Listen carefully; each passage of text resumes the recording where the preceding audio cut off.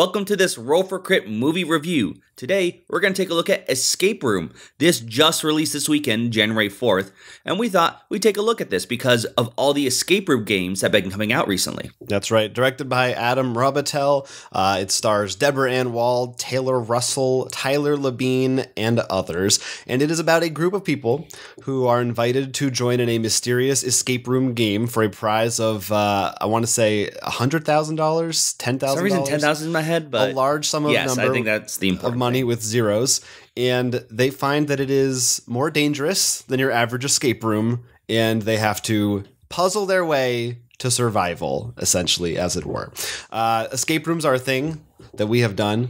They are... Well, you've actually done a reel. We've done the games you can buy together. But That's true. We've played games like Exit and Unlock. I have done a real in-person escape room as well. So, this brought back a lot of good memories for me. But if you don't know an escape room in real life, it's a thing where you go with a bunch of your friends, you pay some money, and you have an hour to solve some puzzles to get out of the room. Sort of the same idea in this movie, although they take some liberties with the concept. It's essentially a horror movie. It is only PG-13, though, so there's no gore or anything like that. What did you think, Will? Why don't you start? What were your impressions of the movie going in? Certainly not one that was probably on anyone's radar as far as a big blockbuster or a critical darling of the year, but for maybe a January movie that you might want to go see, I assume your expectations were low? Did it hit them or manage to go lower? Well, they're low, first of all, because I'm not as big of a horror movie buff in general as you are. Especially when it's more of the just people are the horror. You like monsters. Yeah, if there's a monster, then I'm all in. This definitely feels like, to me, I don't know if there's actually a genre name for it in particular, like Saw, where like a locked room kind of deal. Mm-hmm. And usually there's something about the character's past that's relevant. I think that overall as a horror movie, it's probably like middle of the ground.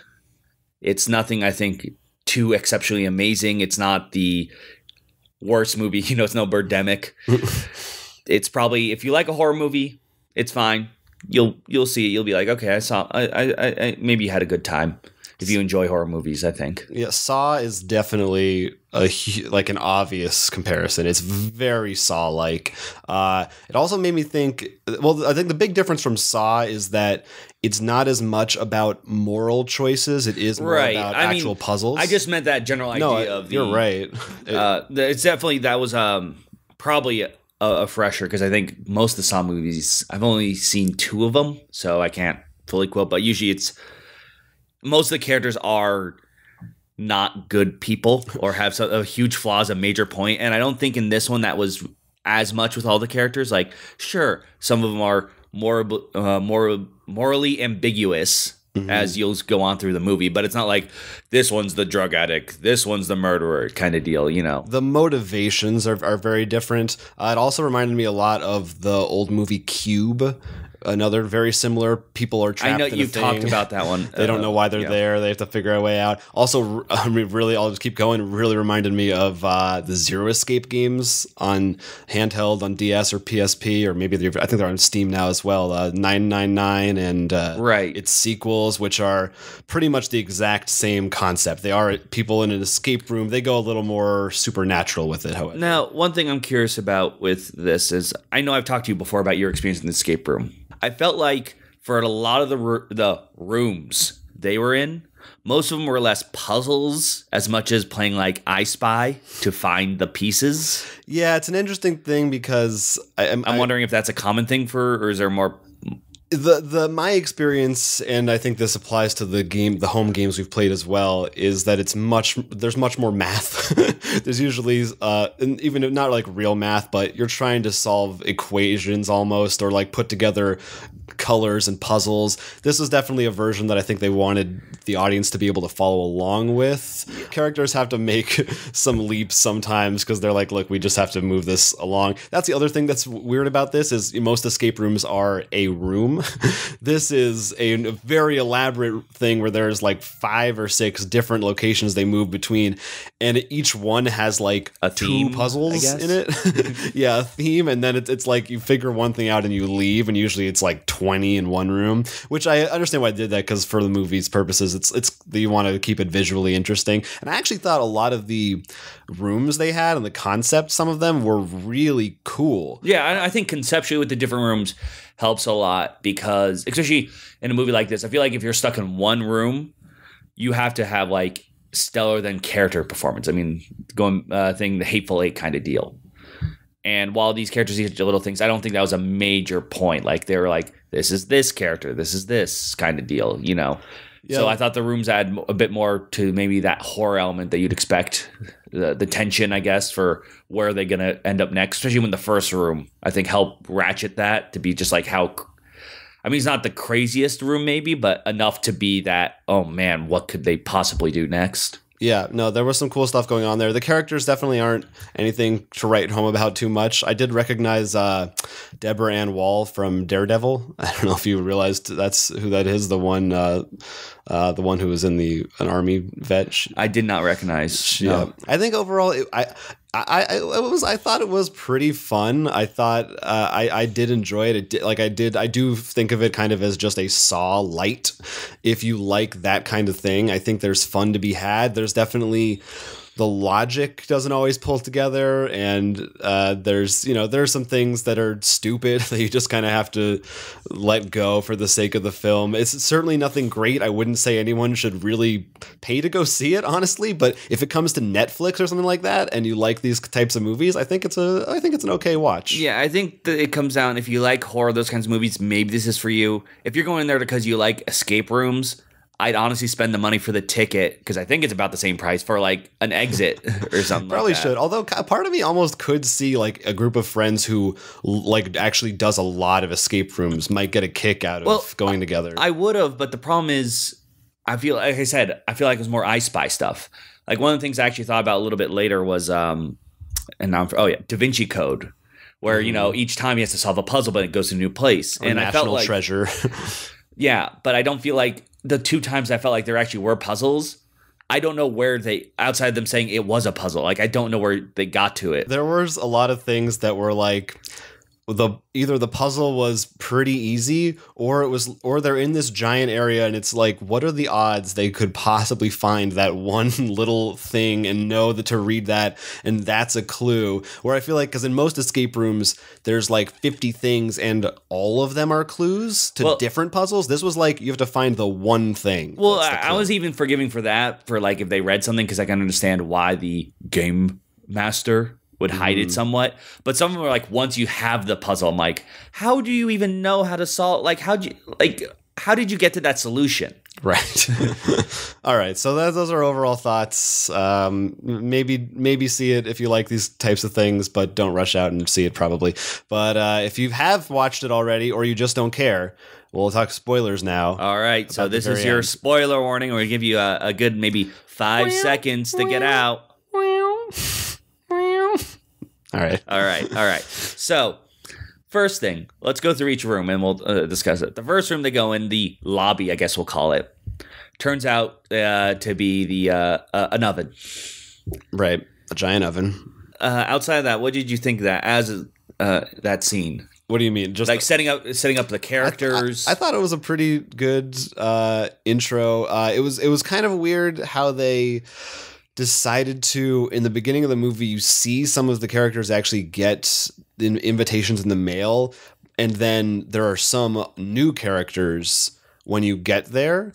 And I thought maybe part of that was to make you suspicious of some of those characters. And one thing, this is jumping the gun a little bit, but one thing I actually appreciated about the movie was that it did not do the obvious twist of one of them being the inside person. No, I do. Which actually, always happens. I think that, as well as, because what I expected, that especially the first room, the way they were doing it, that someone was going to have to sacrifice themselves and stay back to hold open.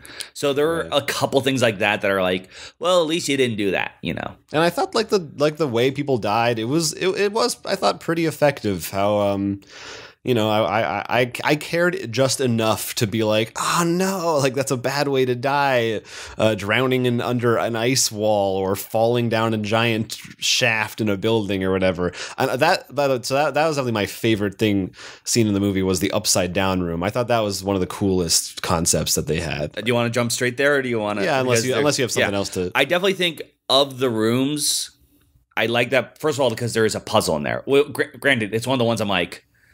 Because there's a sliding puzzle. Someone goes like, it's a sliding puzzle, which I could sort of see that being like, you see it's a sliding puzzle, but then like, I don't know how she solved it. You're right. Like it went by colors, which when they're like yellow stripe, this, but I'm like, how'd you know to get the pieces there? Because it was still album covers. So yeah, it's a bit of a leap. But I really liked the twist that it was upside down though. I like that. That's no, cool. and some of the camera angles in there. I mean specifically for the code of that puzzle, like they had to reverse it. That was definitely like with that the way the camera angled, so it was right side up at times, so you saw them as if they were walking upside down. I mean, I wonder how they filmed that. Honestly, if maybe like all of it was CG. There just wasn't even a room there. I don't know, but that's still I found that pretty impressive. And I think that was probably the peak, and I feel like the rooms after that were kind of not as cool, especially the final room one was. Are you talking the actual final room? The one where they take acid or something? Oh, okay, because there's like one other room beyond that. Oh, right, sure. Right. The overarching game master really is just a puppeteer of a super villains that are like, I want to say he's pretty much just doing gambling games. Like it's like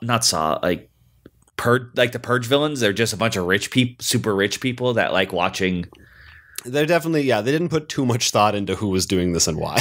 That's really not the focus of the movie, which I think is kind of because unless it is one of the characters you already know, like even though that's a cliche, usually when they reveal who did it, if it's someone you don't know, you don't care. And so they kind of leaned into that and were just like, we're not even going to show you. It's just a shadow. It doesn't matter who it is, which is kind of, even though they did avoid the cliche, it's kind of not interesting to watch. So I don't know if it would have been better if it turned out to be someone. I guess I did sort of like it once again. It wasn't really a puzzle though. The Rudolph. That one I actually figured out when they said 7 letters. You thought Rudolph? When he saw the thing that said "You'll go down in history," I was like, "Oh, you did?" I had no idea. I know my Christmas songs. See, well, let's fast forward to the end. So they come out, and it turns out he finds out there's a guy who is like, "Congratulations, you're the winner," and then proceeds to attempt to strangle him with some piano wire. I sort of like his analogy. It was like, does the horse the winning horse of the Kentucky Derby? I'm like. Yeah, he's usually like then used for breeding purposes. I'm pretty sure. I think that's usually pretty, unless you break a leg. Well, in this analogy, the horse is murdered, but I did find it. I mean, that was one of the moments where I thought, why wouldn't he just shoot him? Like, why even go through this elaborate explanation like that? The characters really just weren't that well fleshed out at the end of the day. Yeah. They just kind of did what they had to do. Like, there wasn't really a like, oh, this is like, they tried to be like, this is the guy who's good at puzzles. But it didn't, like, all of them were kind of good at puzzles. Yeah, and that would have been really cool too, I think, especially with the escape room idea that like, if there were like going into this room, this guy can contribute because he provides that. And this guy can contribute because he provides this kind of deal. The Rudolph was the only time I felt like this is his puzzle. Right. And there was also like, he was supposed to be an alcoholic and it didn't really matter. It wasn't really. It's not something that got resolved. Like he didn't. No one really had an arc. He was supposed to have a redemption arc at the end, but you didn't really feel it. So then the very end where they're meeting for lunch, right? And it's like five. No, I felt like that whole thing should have been. Or 6 I think months it was 6 later. months. I think he should have cut right before then when she sees the anagram. Yeah, that was just such a goofy scene, and even that anagram thing, I was like, wait, so are they doing a thing where like this was a bluff and she's still in the game and like that's how big it is? Well, that's how I think it would have, if it ended there, it would have been a cool sort of like, because if you think about it, with this idea of the puppet master, you're always going to be looking over your shoulder unless you dismantled them somehow, which obviously there's a horror movie, they don't. That would have been a good ending, I think, leave you wondering. Yeah, and then there were 3 more things. And then they showed you the behind-the-scenes simulation of the people making who apparently built like probably $1 billion plane simulator to test their games and see the survival percentage chance. Which I'm sure they calculated correctly. Which I found really funny because I'm like, if you have that much money, they're just bored. They just want to purge. Yeah. So that was definitely pretty. It got really weird towards the end. I think that. Honestly, I would go see a sequel to this. I think it's a fun enough concept that similar to Saw, like I don't even care if it's or like Final Destination, those movies. I don't care if it's the same characters. Just if you just took this kind of idea and just did different weird things with it, I think there is the potential for a fun series out there. I mean, like I said, I'm not really a big horror movie, and so I probably wouldn't be excited to see a sequel. But I do think, in a roundabout way, this could be added. Like I know, I think it's Six Flags or Universal has like around Halloween they do haunted houses based off movies, and actually a haunted house based off that actually has all these escape rooms. Like they actually make an escape room haunted house kind of thing. It would be easily see that happening. This seems like exactly the kind of movie. I'm surprised this isn't a Blumhouse movie actually, because it's like the exact kind of low budget horror movie purge style that they love to pump out. All right, so Escape Room, it's in theaters now. If you're listening to this now, probably won't be for more than a few more weeks. So if you want to see it, go catch it. But if you have seen it, let us know in the comments what you think. It's got so far it's only Saturday as we're recording this on the opening weekend, but it has a domestic gross of almost 8 million and its budget was only 9 million. So if it makes enough money, there's a good chance that we do see sequels, because that's usually what they do with these low budget horror movies. People love seeing those, because when you spend barely any money, you don't have to make that much money for it to be a success. And then you sell them on DVD, and then 1 million escape rooms around the country sell them in their gift shops, and the cycle continues. Do escape rooms have gift shops? Maybe some of them do. The fancy ones. Probably not the ones like the one I went to, which kind of sucked. All right. So it's Escape Room. Let us know what you think, and thanks for watching. And let us know if there's any other movies coming up or that you think we should check out that are board game themed or in any way adjacent. As you can see, this is an escape room, so we're willing to stretch the definition. I'm Jonathan. I'm Will. And this is Roll for Crit. Don't forget to like and subscribe for more board game content. Every little bit helps. Please, we gotta eat.